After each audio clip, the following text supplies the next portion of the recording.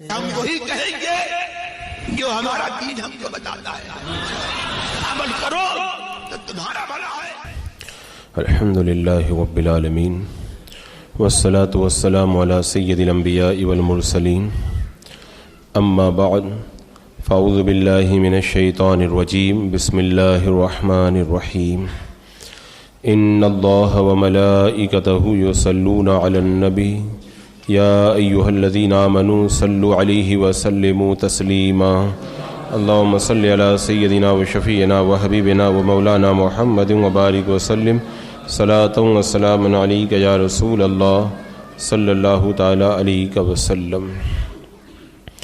وَإِذْ قُلْنَا لَكَ إِنَّ رَبَّكَ أَحَاطَ بِالنَّاسِ وَمَا جَعَلْنَا الرُّؤْيَا الَّتِي أَرَيْنَاكَ إِلَّا فِتْنَةً لِلنَّاسِ وَالشَّجَرَةَ الْمَلْعُونَةَ فِي الْقُرْآنِ وَنُخَوِّفُهُمْ فَمَا يَزِيدُهُمْ إِلَّا طُغْيَانًا كَبِيرًا۔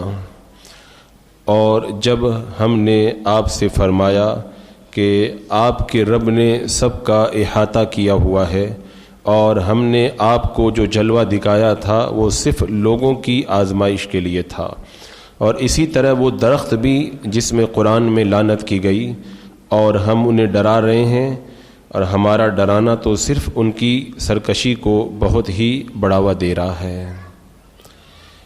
اس آیت کریمہ میں رب تبارک و تعالیٰ نے جو یہ ارشاد فرمایا کہ آپ کے رب نے سب کا احاطہ کیا ہوا ہے، اس کا مطلب یہ ہے کہ اللہ تبارک و تعالیٰ کا علم اور اس کی قدرت تمام محیط ہے، اور سب کے سب اللہ کے قبضہ و قدرت میں ہے۔ تو جب سب اللہ کے قبضے میں ہیں تو سرکار دو عالم صلی اللہ تعالیٰ علیہ وسلم کے مخالفین چاہیں جو کچھ کر لیں، لیکن محبوب علیہ الصلاۃ والسلام کا کچھ بھی نہیں بگاڑ سکتے، کیونکہ اللہ تبارک و تعالیٰ آپ کی حفاظت فرماتا ہے، جیسا کہ خود رب نے قرآن پاک میں یہ ارشاد فرمایا، واللہ یعصمک من الناس، اللہ آپ کو محفوظ رکھے گا۔ اس آیت کریمہ میں جو احاطہ گھیرنے کا معنی ہے، اس کا مطلب یہ ہے کہ اللہ تبارک، ایک تفسیر کے مطابق اس کا معنی یہ ہے کہ اللہ تبارک و تعالیٰ مسلمانوں کو اہل مکہ پر غلبہ عطا فرمائے گا اور ان کو مغلوب کر دے گا، اور سرکار دو عالم صلی اللہ تعالیٰ علیہ وسلم کی حکومت کو قائم فرما دے گا۔ تو اسی کا ذکر یہاں پر کیا گیا۔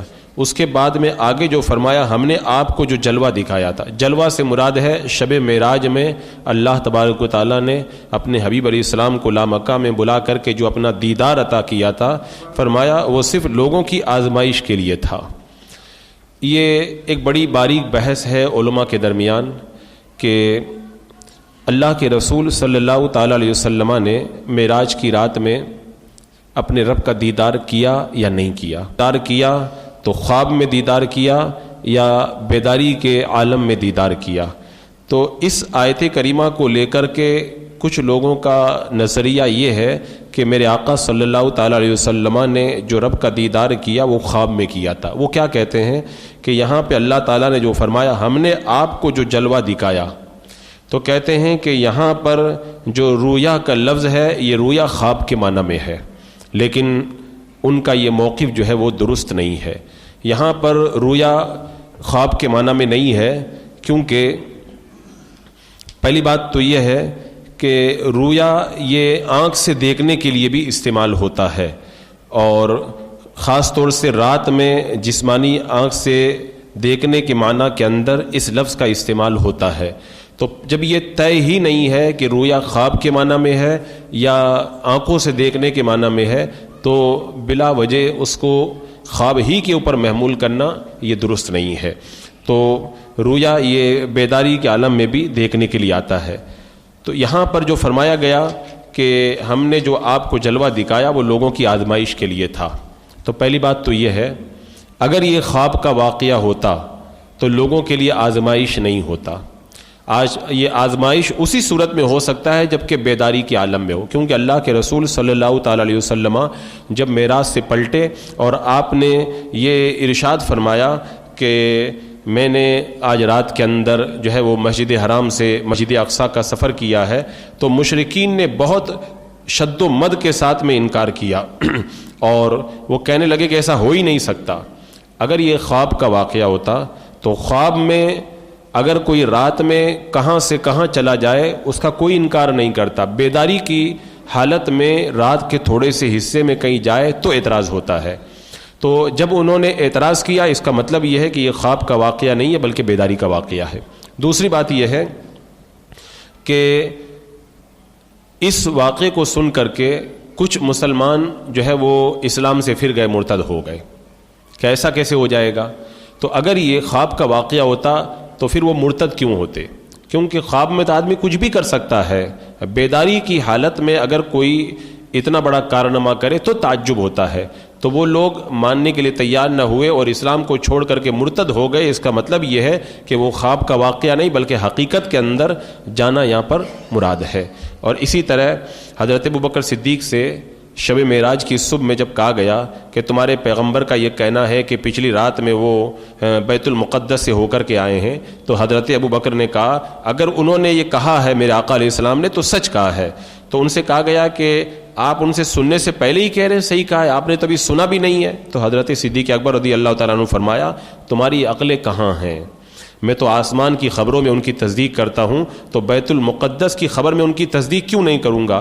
آسمان تو بیت المقدس سے زیادہ دور ہے، وہ آسمان کی خبریں بتاتے ہیں تو میں کہتا ہوں صحیح فرمایا آقا آپ نے، تو بیت المقدس کی خبر وہ بتا رہے ہیں تو میں کیوں انکار کروں گا؟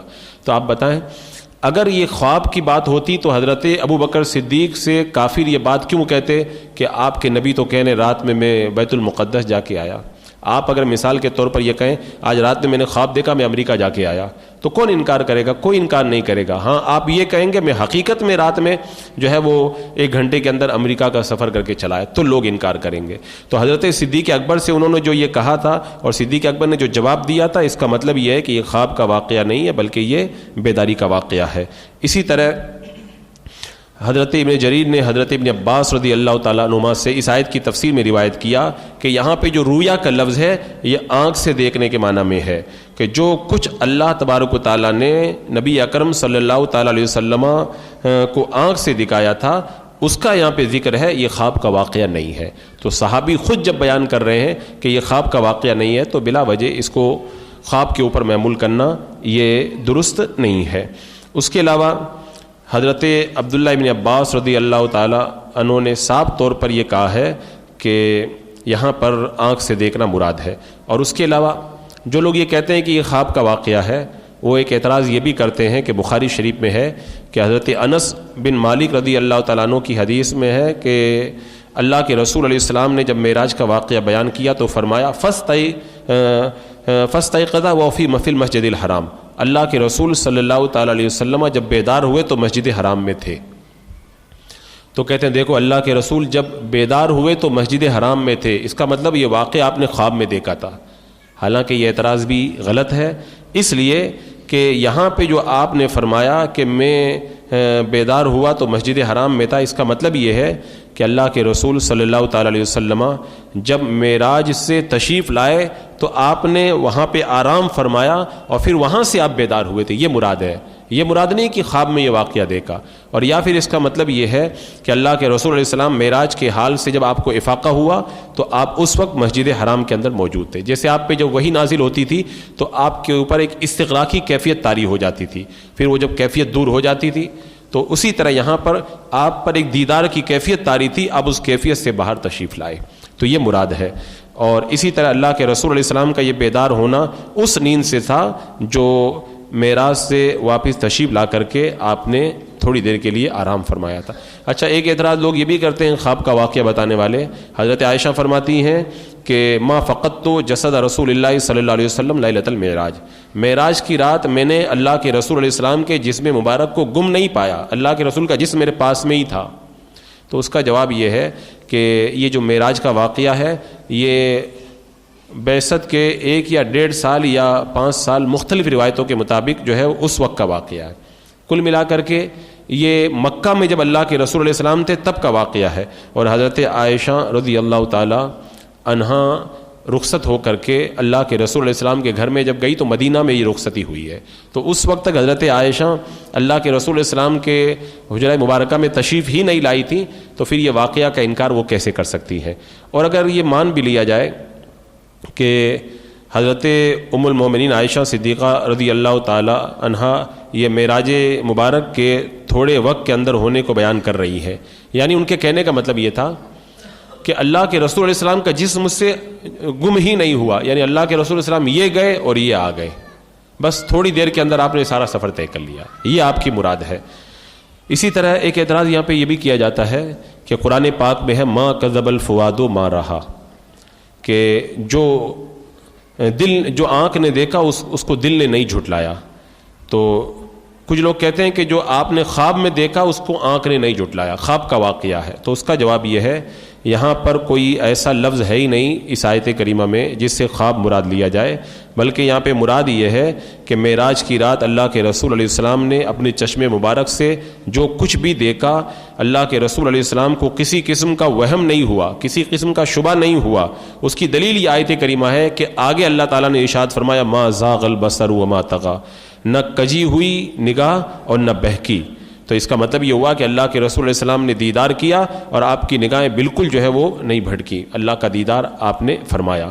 تو خواب میں دیکھنے کو کوئی بصر نہیں کہتے ہیں، بیداری کے اندر دیکھنے کو بصر کہا جاتا ہے. تو ان تمام روایتوں سے یہ پتہ چلتا ہے کہ اللہ کے رسول صلی اللہ تعالیٰ علیہ وسلم نے رب کا دیدار معراج کی رات کے اندر یہ بیداری کی حالت میں کیا، یہ خواب کا واقعہ نہیں ہے. اس سلسلے کے اندر بہت ساری روایتیں ہیں اور شب معراج کے موقع پر میں ان تمام روایتوں کو پیش بھی کرتا ہوں. ایک روایت یہ ہے، یہ طبرانی شریف میں موجود ہے، حضرت ابن عباس رضی اللہ تعالی عنہما فرماتے ہیں کانا یقول ان محمد صلی اللہ علیہ وسلم را ربہ مرتن ببصرہ ومرتن بفؤادہ. حضرت ابن عباس نے فرمایا کہ اللہ کے رسول علیہ السلام نے 2 مرتبہ اپنے رب کو دیکھا، ایک مرتبہ سر اقدس کی آنکھ سے دیکھا اور ایک مرتبہ اپنے دل کی آنکھ سے دیکھا.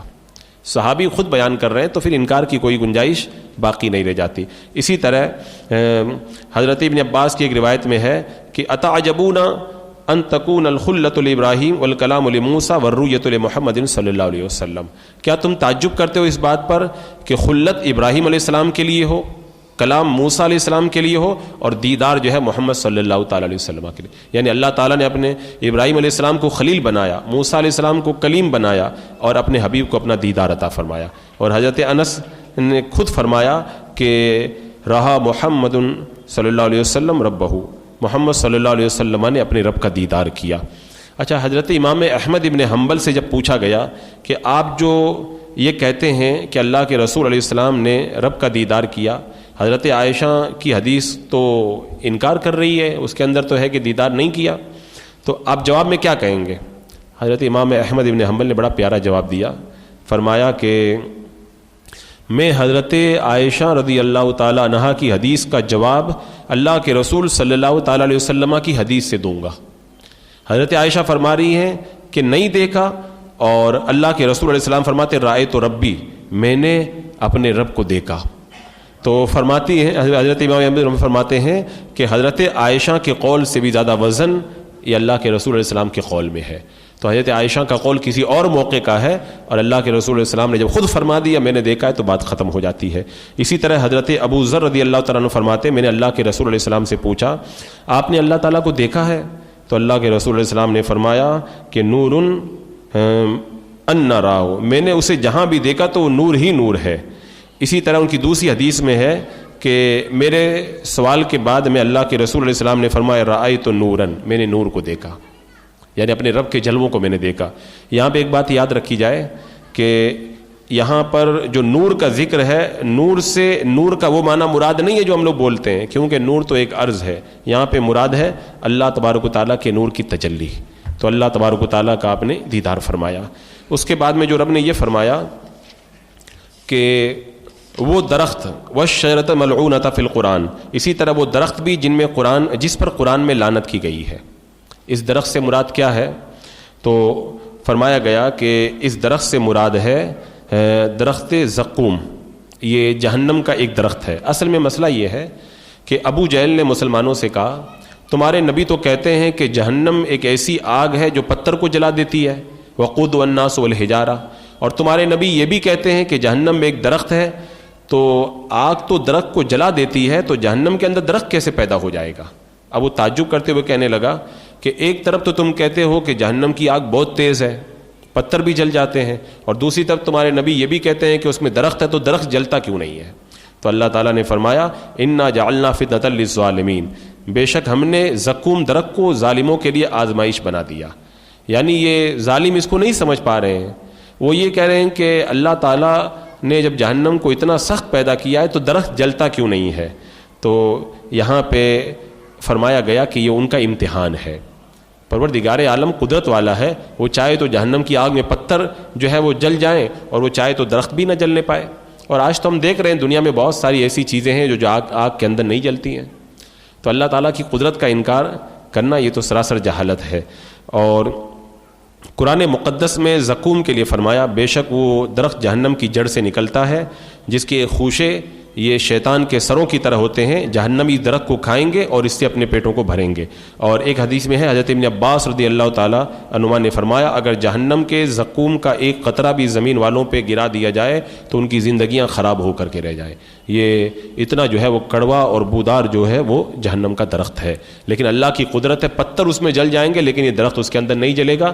کافروں کو اسی پر اعتراض تھا، تو اللہ تعالیٰ نے فرمایا کہ ان کا امتحان ہے، یہ ان کا امتحان ہے، وہ نہیں سمجھ پا رہے ہیں. اچھا، ایک آخری بات یہاں پر یہ ہے، اللہ تعالیٰ نے جو یہاں پہ یہ فرمایا کہ درخت پر قرآن میں لعنت کی گئی ہے، حالانکہ پورے قرآن کو آپ پڑھ لیں اس درخت پر کہیں پر بھی لعنت نہیں کی گئی ہے.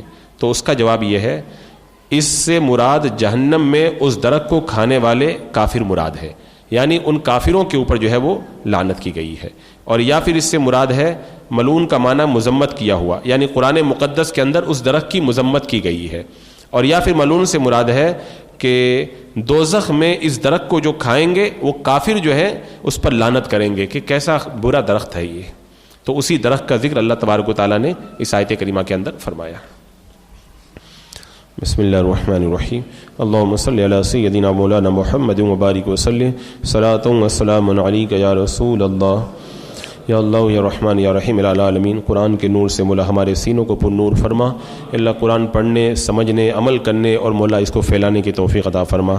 اللہ قرآن کے خلاف مولا جو بھی بول رہے ہیں اللہ ان سب کو نیست و نابود فرما. ایمان پہ زندگی، ایمانی پر خاتمہ نصیب فرما. ربنا تقبل منا انک انت السمیع العلیم وتب علینا انک انت التواب الرحیم. ان اللہ وملائکتہ یصلون علی النبی یا ایھا الذین آمنوا صلوا علیہ وسلموا تسلیما.